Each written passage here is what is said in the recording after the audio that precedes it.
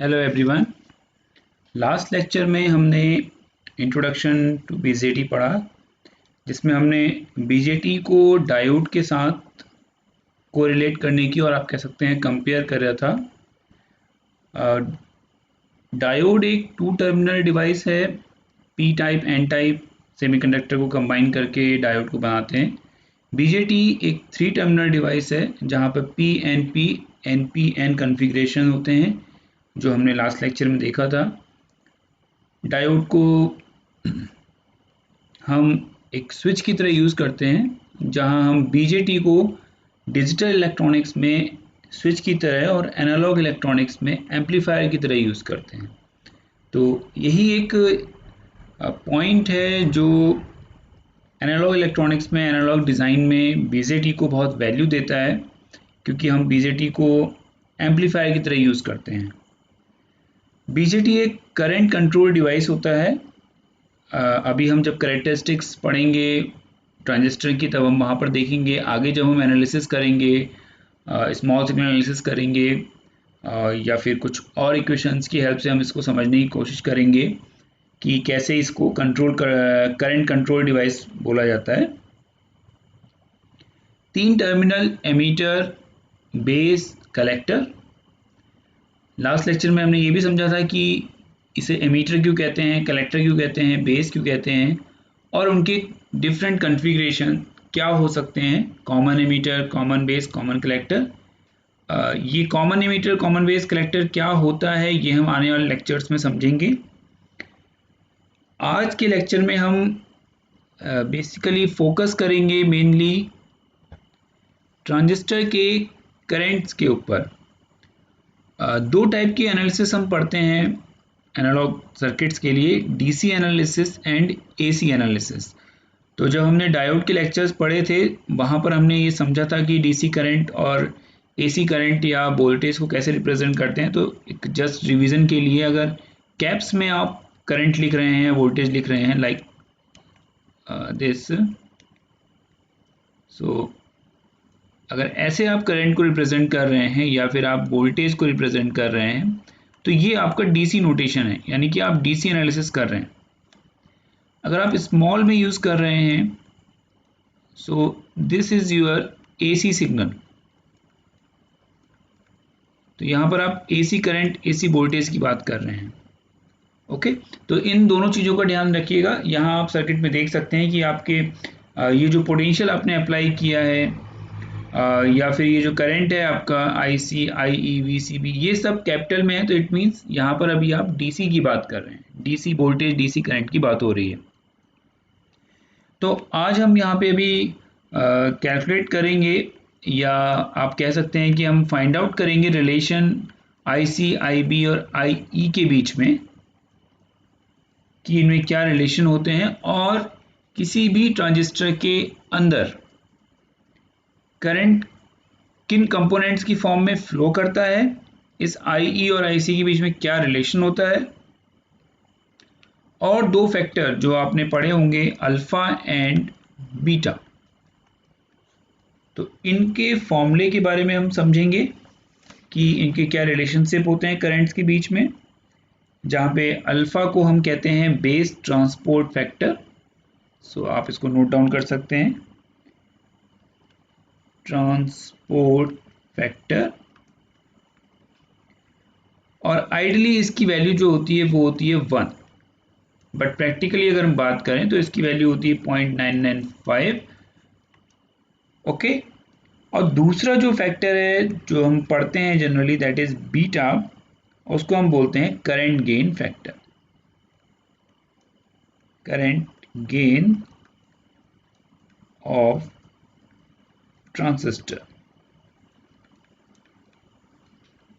तो ये दो चीजें आप नोट डाउन कर लीजिए, अल्फा क्या है और बीटा क्या है। जब हम बीजेटी की एनालिसिस पढ़ेंगे या बीजेटी के बारे में हम इस यूनिट में कंप्लीट पढ़ेंगे, तो हम मैक्सिमम जगहों पर अल्फा बीटा यूज़ करते हैं। तो हमें मालूम होना चाहिए कि अल्फा क्या है। Alpha is basically a base transport factor. इसकी वैल्यू नियर टू 1 होती है। कहाँ पर यूज़ होता है, आपने एक रिलेशन पढ़ा होगा, IC equal to alpha IE। और बीटा करंट गेन फैक्टर है, तो IC equals to beta IB। तो ये दो रिलेशन जो आपको याद होने चाहिए, IC equal to alpha IE and IC equal to beta IB।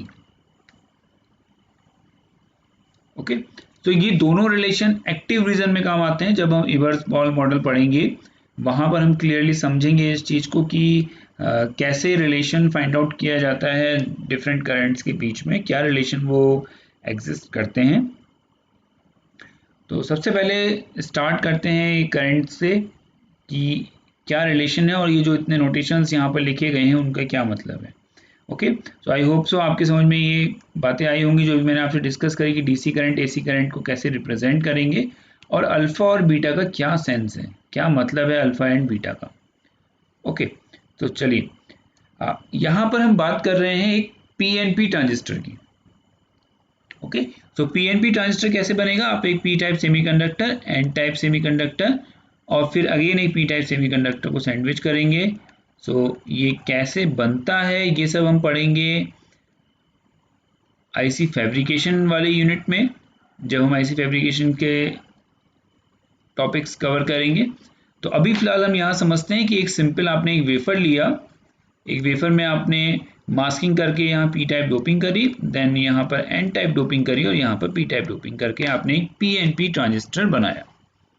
Okay, doping का लेवल मैं फर्स्ट लेक्चर में डिस्कस कर चुका हूँ बीजेटी के, कि आपका एमीटर की डोपिंग सबसे ज़्यादा होती है ताकि ज़्यादा से ज़्यादा चार्ज कैरियर्स एमिट हो सकें।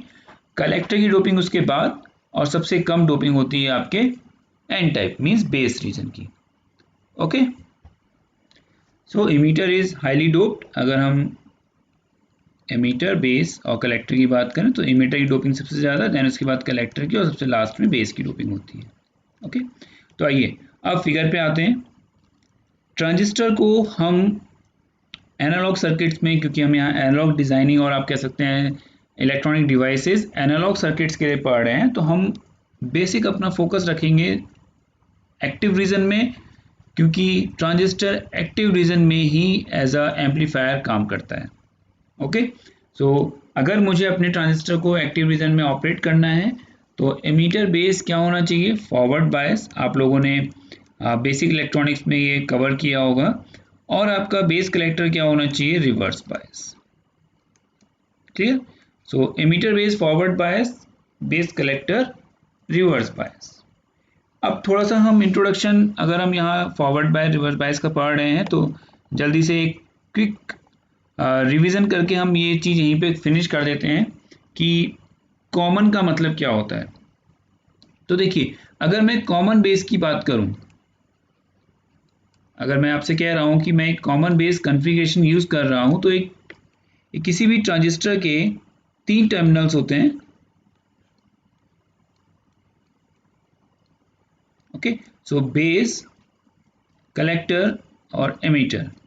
अगर मैं यहाँ पे ये एरो लगा दूं तो ये कैसा बन जाएगा, एनपीएन ट्रांजिस्टर।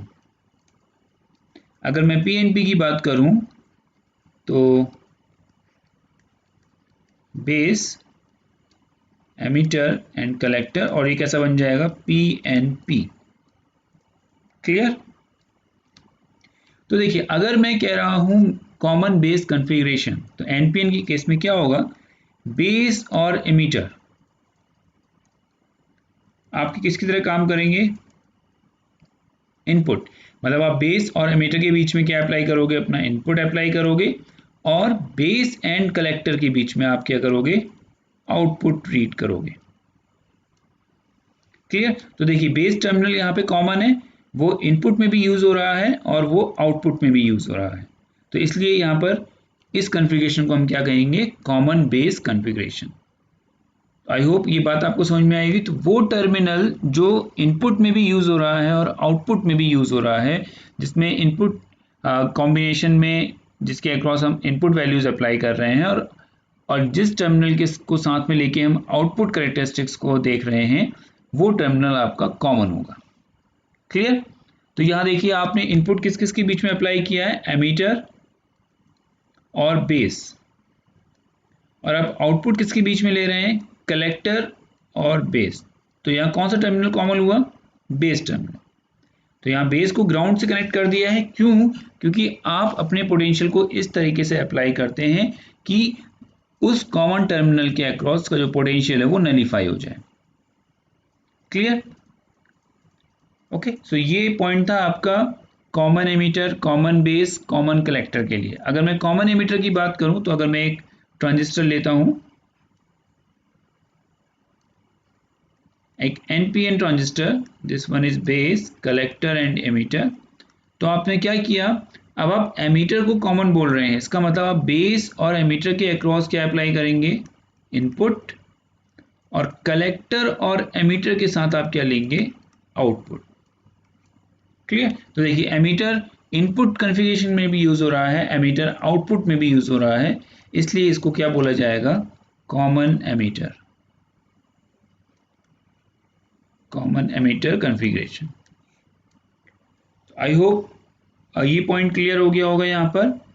ठीक है, अब हम बात कर लेते हैं जल्दी से कि बायसिंग क्या है। तो देखिए जैसे मैंने आपको बताया, अगर मुझे एक ट्रांजिस्टर को एम्पलीफायर की तरह यूज़ करना है तो डेफिनेटली मुझे उसे एक्टिव रीजन में बायस करना होगा। और एक्टिव रीजन का मतलब emitter base forward bias, means अगर मैं कॉमन बेस कॉन्फ़िगरेशन की बात कर रहा हूं, और base collector reverse bias. Okay, so आपके चार आप कह सकते हैं रीज़न होते हैं जिसमें आप डिफरेंट टाइप की बायसिंग करते हैं। तो पहला रीज़न जिसको हम मेनली यूज़ करते हैं that is active. Okay, then आप कह सकते हैं saturation, third one is cut off, and fourth is reverse, fourth one is reverse active. Clear? तो देखिए अगर हम एक्टिव की बात करें तो एक्टिव के केस में क्या होना चाहिए, input forward bias, output reverse bias. Clear? तो इनपुट कॉन्फ़िगरेशन जो है आपका, जो यहाँ पर एमीटर बेस है, वो फॉरवर्ड बायस होना चाहिए, और आपका जो आउटपुट है यानी कि कलेक्टर और base, that should be reverse bias. Okay, saturation, saturation के केस में आपका both input configuration as well as output configuration, ये दोनों ही क्या होने चाहिए, फॉरवर्ड बायस होने चाहिए। कट ऑफ रीजन में दोनों क्या होने चाहिए, रिवर्स बायस होने चाहिए। ओके, एंड रिवर्स एक्टिव में एक्टिव का अपोजिट होना चाहिए। तो इनपुट कॉन्फ़िगरेशन क्या होगा आपका, रिवर्स बायस, और आउटपुट कॉन्फ़िगरेशन होगा आपका forward bias. Okay, so I think ये पॉइंट भी क्लियर होगा यहाँ पे, इसे आप नोट डाउन कर सकते हैं। हम जो जनरली यूज़ करेंगे वो है आपका एक्टिव रीजन, जहाँ पे इनपुट कॉन्फ़िगरेशन आपका फॉरवर्ड बायस होना चाहिए और आउटपुट कॉन्फ़िगरेशन आपका रिवर्स बायस होना चाहिए।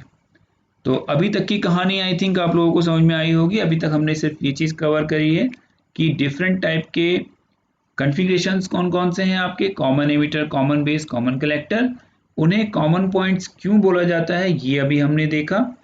एनपीएन पीएनपी को कैसे रिप्रेजेंट करेंगे ये हमने देखा। लास्ट के लेक्चर में हमने जो पढ़ा था उसको जस्ट हमने अभी रिवाइज किया, और लास्ट में हमने देखा कि अगर मुझे एक्टिव में कनेक्ट करना है अपने ट्रांजिस्टर को तो मुझे बायसिंग कैसी करनी होगी, सैचुरेशन के लिए क्या करना होगा, कट ऑफ के लिए क्या करना होगा, और रिवर्स एक्टिव के लिए क्या करना होगा। तो अब वापस हम अपने फिगर पे चलते हैं जो हम पढ़ रहे थे, इसको हम थोड़ा सा नीचे रख लेते हैं। ओके, सो इस फिगर से हमारे काफ़ी पॉइंट्स क्लियर होंगे कि करंट क्या होता है, कैसे फ्लो करता है, ये सारी चीज़ें हम यहाँ समझेंगे। तो चलिए शुरू करते हैं, इस फिगर को समझने की कोशिश करते हैं। सबसे पहले एक्टिव रीजन में आप काम कर रहे हैं तो आपका emitter base forward bias, base collector reverse bias. Okay, कैसा ट्रांजिस्टर आपने यूज़ किया है, PNP। तो यहाँ P टाइप डोपिंग होगी, यहाँ N टाइप डोपिंग होगी, और यहाँ पर P type doping. Clear? Emitter base collector, तो देखिए बेस की विड्थ बहुत कम है, एमीटर की विड्थ ज़्यादा है, और कलेक्टर की विड्थ भी ज़्यादा है। डोपिंग लेवल एमीटर का सबसे ज़्यादा होगा। ओके, जब आप इसे फॉरवर्ड बायस करेंगे तो P किससे कनेक्ट होगा, पॉजिटिव से, N किससे कनेक्ट होगा, नेगेटिव से। तो जैसे हम पी एन डायोड पढ़ते हैं तो पी एन डायोड में P को पॉजिटिव से, N को नेगेटिव से कनेक्ट करेंगे तो ये फॉरवर्ड बायस बन जाएगा। अगर मैं P को नेगेटिव से कनेक्ट कर दूं और N को पॉजिटिव से कनेक्ट कर दूं तो डेफिनेटली ये रिवर्स बायस बन जाएगा। ओके, नाउ VEB का मतलब है voltage emitter to base. Okay, so अगर VEB को हम क्या लिख सकते हैं, VE माइनस VB, तो emitter voltage minus base voltage. Okay, अब देखिए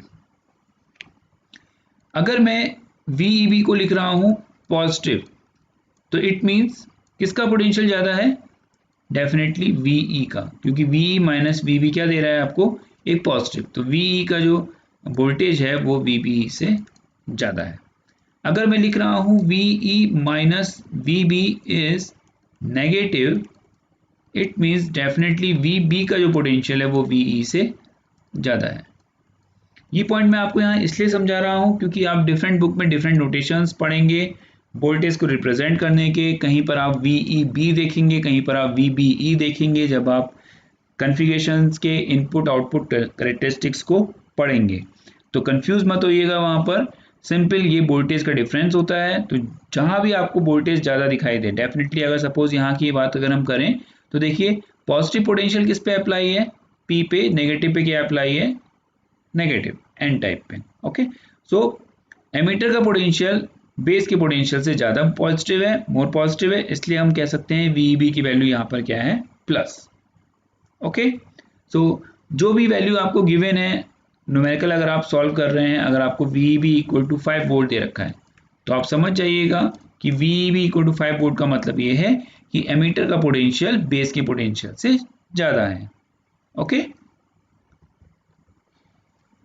तो जब आपने VEB पोटेंशियल अप्लाई किया, PN को फॉरवर्ड किया तो डेफिनेटली एक करंट फ्लो करेगा, that is IE। Emitter terminal पे पोटेंशियल अप्लाई किया तो उससे आपको क्या करंट मिलेगा, एमीटर करंट।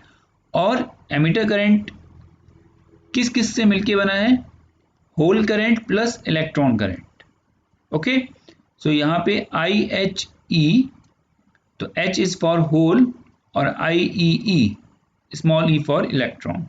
तो ये दोनों करंट मिलके ही आपका जो एमीटर करंट है दैट इज IE, ये आपका इक्वल है IHE plus IEE। Clear? So both minority and majority charge carriers are responsible for the flow of current, that's why it is called bipolar junction transistor. अब देखिए क्या होगा, definitely यहाँ जो भी आपके इलेक्ट्रॉन्स हैं वो कहाँ पर जाएंगे, इस नेगेटिव सप्लाई पे अट्रैक्ट होंगे। ओके, तो ये इलेक्ट्रॉन यहाँ से मूव कर रहे हैं देखिए, और ये बेस रीजन में आके इधर चले गए। ओके, जो होल्स हैं वो मेजॉरिटी चार्ज कैरियर है, मेजॉरिटी चार्ज कैरियर्स क्या होंगे, आगे मूव करेंगे। ओके, होल्स आगे मूव करने के बाद क्या होगा, सो यहाँ पे होल्स क्या होंगे पी टाइप में, मेजॉरिटी चार्ज कैरियर, इलेक्ट्रॉन्स क्या होंगे, माइनॉरिटी चार्ज कैरियर। अब ये इस जंक्शन को क्रॉस करेंगे, हमें मालूम है कि बेस की डोपिंग हमने बहुत ही लाइट की है, तो हम, और इसकी विड्थ जो है वो भी हमने बहुत कम रखी है। क्यों? क्योंकि हमें यहाँ पर रिकॉम्बिनेशन के रेट को बहुत ही डिक्रीज करना है, यहाँ पर रिकॉम्बिनेशन बिल्कुल भी नहीं होना चाहिए, मैक्सिमम ज़्यादा से ज़्यादा चार्ज कैरियर्स मूव करने चाहिए कलेक्टर टर्मिनल की तरफ। ओके, तो देखिए क्या होगा, माइनॉरिटी चार्ज कैरियर इलेक्ट्रॉन्स हैं वो आएंगे बेस में रिकम्बाइन हो जाएंगे, क्लियर।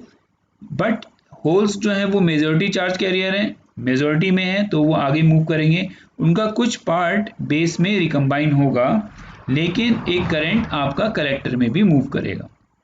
ओके, तो सिंपल है कि एक पोर्शन आपका बेस में रिकम्बाइन हो गया और एक पार्ट आपका कलेक्टर में मूव कर गया। तो जो पोर्शन आपका बेस में गया, जो बेस करंट के लिए रेस्पॉन्सिबल है, वो कौन सा करंट होगा, IHE करंट आपका आ रहा था और IHC पास हो गया, तो IHE minus IHC, hole current in emitter minus hole current in collector, बाकी जो भी करंट बचा वो आपका कौन सा करंट हो जाएगा, base current. Clear? So IB equal to IHE minus IHC। Okay, इतनी बात समझ में आई? गुड। सो अब हम बात करते हैं इस रिवर्स बायस टर्मिनल की। चलिए, सो अब देखिए, अब हमने कहा कि हम ये एज्यूम कर रहे हैं कि अभी यहाँ पर हमने कोई भी फॉरवर्ड वोल्टेज अप्लाई नहीं किया है। It means VEB is equal to 0। Okay, so अगर VEB की वैल्यू क्या होगी, 0 होगी, तो क्या IE की वैल्यू होगी, नहीं होगी। It means IE equal to 0। अगर IE 0 होगा तो इसका मतलब IHC 0 होगा और IB भी 0 होगा। क्लियर? अब बात करते हैं रिवर्स बायस वोल्टेज की। तो हमने कहा कि forward bias voltage means base और इमीटर टर्मिनल ओपन है, लेकिन रिवर्स में कुछ वोल्टेज अप्लाई की है आपने, दैट इज VCB, और उसकी वजह से क्या होगा, इस रिवर्स बायस वोल्टेज की वजह से माइनॉरिटी चार्ज कैरियर्स मूव करेंगे। जैसा कि अगर हम कहें, बात करें डायोड की, तो अगर आप डायोड को रिवर्स बायस में अप्लाई करते हैं तो क्या होता है, एक करंट फ्लो करता है जिसको आप क्या बोलते हैं, reverse saturation current. Okay, so यहां पर due to this reverse bias, collector और बेस के बीच में एक रिवर्स सैचुरेशन करंट होगा, एक रिवर्स सैचुरेशन करंट होगा, और वो रिवर्स सैचुरेशन करंट क्या है, that is equal to ICO। Clear? So ICO is the reverse saturation current, और वो किसके बराबर होगा, वो करंट होगा आपके होल्स के और इलेक्ट्रॉन्स के। क्लियर? तो ये वो रिवर्स सैचुरेशन करंट है। अभी जब हम कैरेक्टरिस्टिक कर्व्स पढ़ेंगे तो हमें इनकी वैल्यू और समझ में आएगी कि रिवर्स करंट का भी बहुत बड़ा रोल होता है टोटल करंट में। ओके, सो अब कुछ बात हमें समझ में आ रही है, वो ये है कि IC टर्मिनल पे हमें दो करंट दिखाई दे रहे हैं। अगर मैं IC टोटल करंट की बात करूं तो एक करंट वो है जो फॉरवर्ड बायस से मुझे मिल रहा है, और एक करंट वो है जो मुझे रिवर्स बायस से मिल रहा है। ओके, जब हम डायोड पढ़ते हैं तो डेफिनेटली हम कहते हैं कि रिवर्स बायस करंट की वैल्यू बहुत ही स्मॉल होती है, माइक्रो एम्पियर में, जबकि फॉरवर्ड बायस की करंट की जो वैल्यूज होती हैं वो किस में होती हैं, मिली एम्पियर में। तो हम इस रिवर्स बायस करंट को जनरली निग्लेक्ट कर देते हैं क्योंकि मिली और माइक्रो में ऑलरेडी 10⁻³ का डिफरेंस है, लेकिन हर जगह इसको हम निग्लेक्ट नहीं कर सकते। क्लियर? तो यहाँ पर देखते हैं कि हमें क्या मिल रहा है, हमें मिल रहा है IC equal to IHCO plus ICO। Okay, so हमें एक टोटल करंट IC मिला जो कि किस किस के बराबर है, एमीटर करंट का कुछ पोर्शन जो आपका कलेक्टर टर्मिनल पे आया, प्लस आपका reverse saturation current. Okay, now तो हम इसको कुछ ऐसा लिख सकते हैं, हमने कहा कि IC equal to IHC not क्या है, IHC not, sorry IHC not नहीं, IHC नॉट तो आपका रिवर्स का करंट है, IHC। ओके, सो ये करंट IHC, यहां से हम देख सकते हैं इसको, ये जो IHC करंट है, this IHC plus ICO, so IHC plus ICO equal to IC। अब ये IHC है क्या, ये IHC बेसिकली आपका IHE का कुछ पार्ट है। ओके, और IHE किसका पार्ट है, मेजॉरिटी क्या है आपकी, होल्स, तो अब वो किसके बराबर है, IE के। ओके, सो मैं इसको IHC को लिख रहा हूं, it's a part of IE, और वो कितना फ्रैक्शन है, दैट फ्रैक्शन इज अल्फा। तो अभी हम इस अल्फा को समझेंगे कि ये क्या है। सो मैंने इसे लिख दिया alpha IE plus ICO। Clear?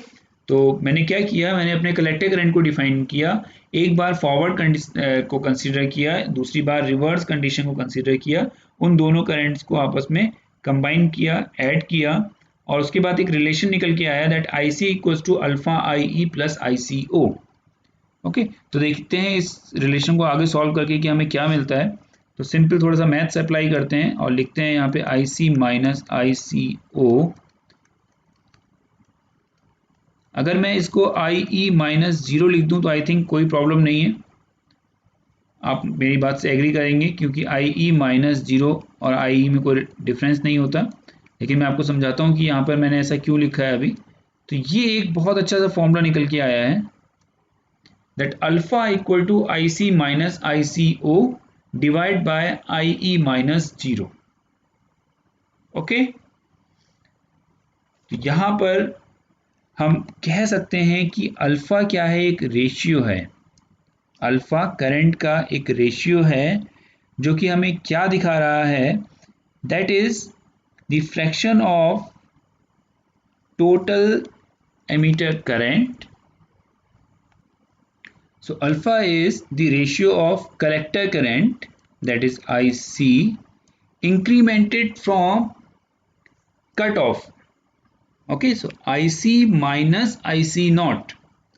तो पहले जो जब आपने फॉरवर्ड बायस अप्लाई नहीं किया था तो आपके पास रिवर्स करंट था, दैट इज IC नॉट। तो IC नॉट से IC means IC minus IC not divided by emitter current, that is IE from cut off. तो कट ऑफ में आई की वैल्यू क्या थी आपकी, 0। So alpha is defined as the ratio of the collector current incremented from cut off to emitter current changes from cut off. तो जैसा मैंने आपको ये बताया था कि अल्फा एक फैक्टर है, that is base transport factor. क्यों? क्योंकि हमारे पी टाइप में, देखिए यहाँ पर मैं आपको और अच्छी तरीके से समझाता हूँ। अगर हम थोड़ा सा इस फिगर को देखें तो हो क्या रहा है कि एमीटर पी टर्मिनल हमारा क्या है, होल्स, मेजॉरिटी चार्ज कैरियर्स। तो ये मेजॉरिटी चार्ज कैरियर्स कहाँ पहुँचने चाहिए, कलेक्टर पे। और कितने पहुँचने चाहिए, मैक्सिमम पहुँचने चाहिए। इनका रिकॉम्बिनेशन बहुत ही कम होना चाहिए बेस रीजन में। तो वो फैक्टर जो ये सारे होल्स को, मेजॉरिटी चार्ज कैरियर्स को कलेक्टर पे मूव करा रहा है, कलेक्टर पे पहुंचा रहा है, तो ये ट्रांसपोर्ट कर रहा है बेसिकली।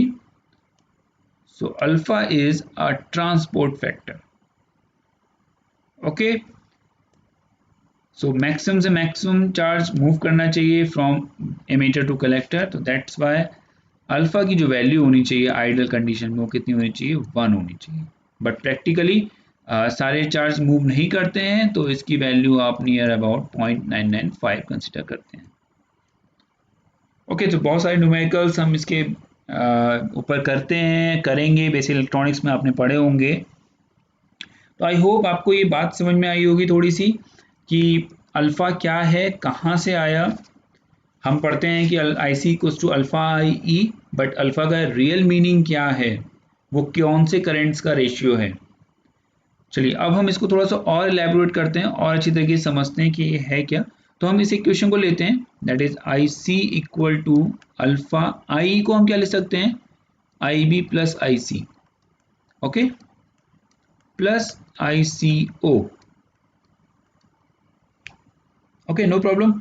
अब हम थोड़ा सा इसको एलैबोरेट कर लेते हैं। So I C equals to alpha I B plus alpha I C plus I C ओ।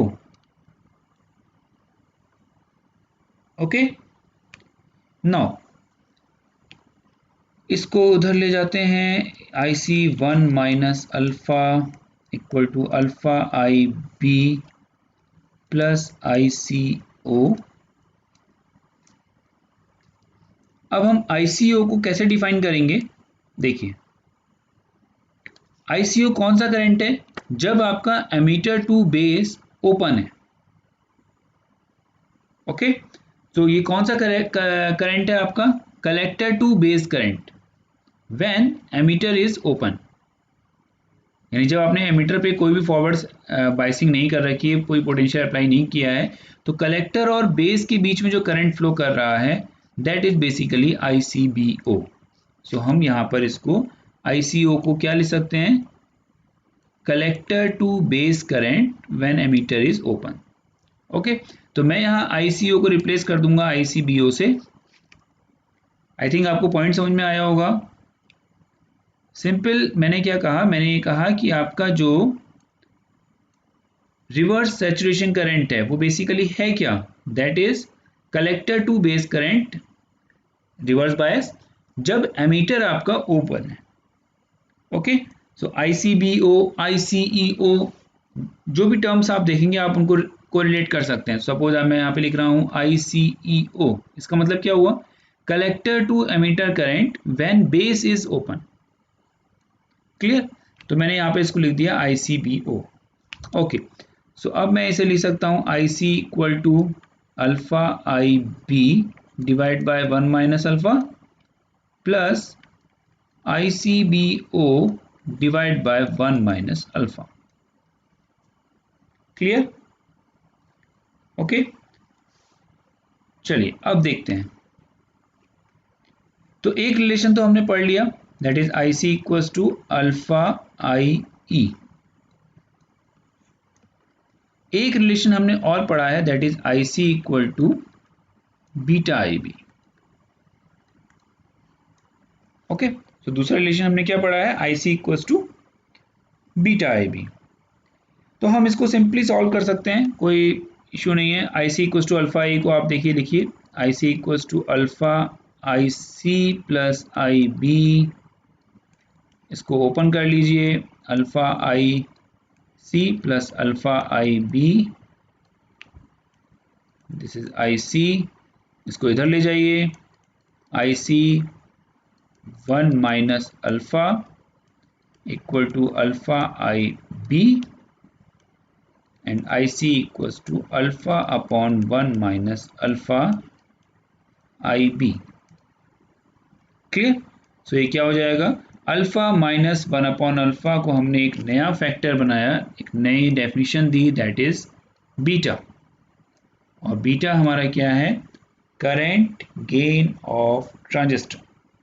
देखिए यहाँ से कितना अच्छा एक रिलेशन निकल के आया, that is IC equal to beta IB। I hope आप सब ये नोट डाउन कर रहे होंगे और अपने नोट्स बना रहे होंगे ताकि आप आगे भी याद रख सकें। तो ये दोनों रिलेशन देखिए हमने यहाँ पे फाइंड आउट कर लिए। ये भी मैंने आपको करंट फ्लो से की हेल्प से भी आपको बताया उस डायग्राम में, और यहाँ ये रिलेशन मैंने फाइंड आउट कर लिया। तो मैंने एक रिलेशन फाइंड आउट किया, alpha upon 1 minus alpha is a beta. Okay, so अब इसको थोड़ा सा और अगर हम सॉल्व करें, that beta equal to alpha upon 1 minus alpha. तो देखिए अगर आप इसको कुछ इस तरीके से सॉल्व करें, beta minus alpha beta equal to alpha, beta equal to 1 plus beta alpha. Okay, so beta equal to 1 upon alpha upon 1 minus alpha, 1 minus alpha से आप इसको मल्टीप्लाई करो तो बीटा माइनस अल्फा बीटा, इसको आप इधर ले जाएंगे तो ये बन जाएगा। सो अल्फा का रिलेशन निकल के क्या आएगा, beta upon 1 plus beta. Clear, so alpha और बीटा के ये रिलेशन निकल के आ गए। Okay, so beta equal to alpha upon 1 minus alpha and alpha equal to beta upon 1 plus beta. So अगर आप इसको थोड़ा सा और सॉल्व करें, alpha upon 1 minus alpha and 1 minus 1 upon 1 minus alpha.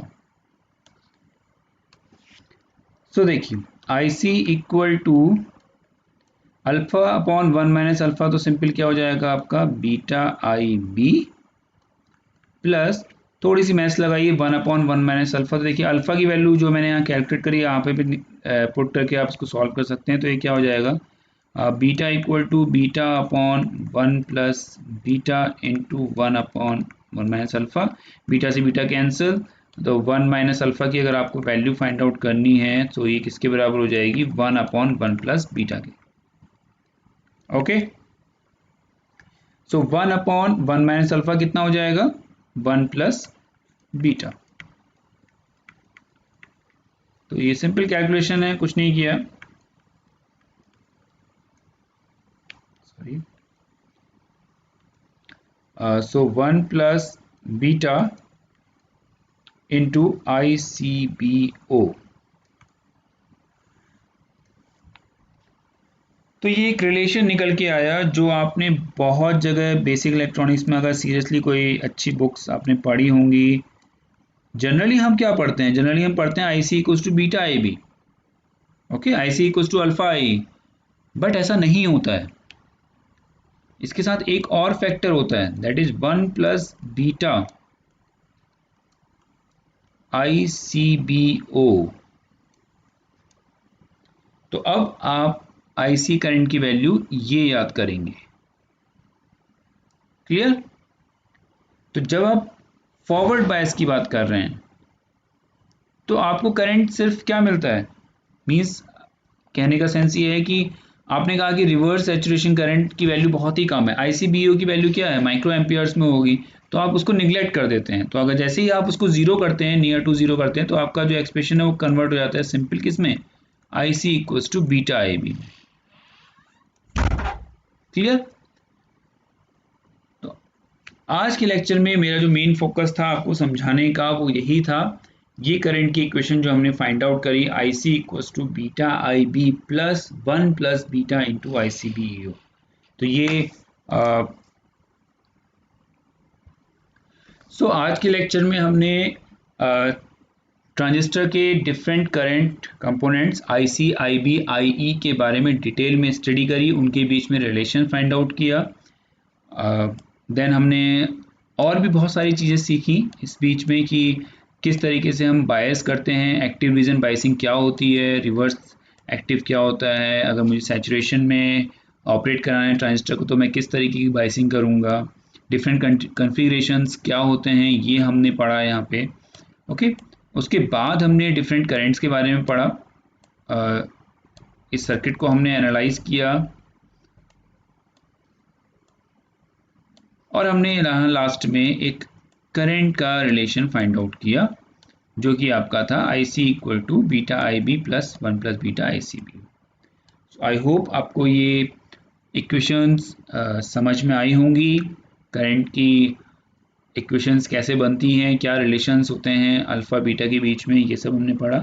Next lecture में अब हम रिलेशन फाइंड आउट करेंगे, इनपुट कैरेक्टरिस्टिक्स, आउटपुट कैरेक्टरिस्टिक्स कैसे ड्रॉ किए जाते हैं डिफरेंट कॉन्फ़िगरेशंस के लिए। तो नेक्स्ट लेक्चर में हम common emitter, common base, common collector के इनपुट एंड आउटपुट कैरेक्टरिस्टिक्स को ड्रॉ करेंगे और यहाँ पर वहाँ पे हम वर्चुअल लैब का यूज़ करेंगे। वर्चुअल लैब पे ऑलरेडी मैं वीडियोस बना चुका हूँ, आप वहाँ से देख सकते हैं। तो हम कॉमन एमिटर कॉन्फ़िगरेशन को समझेंगे with the help of virtual lab. So आज के लेक्चर के लिए इतना ही, थैंक यू।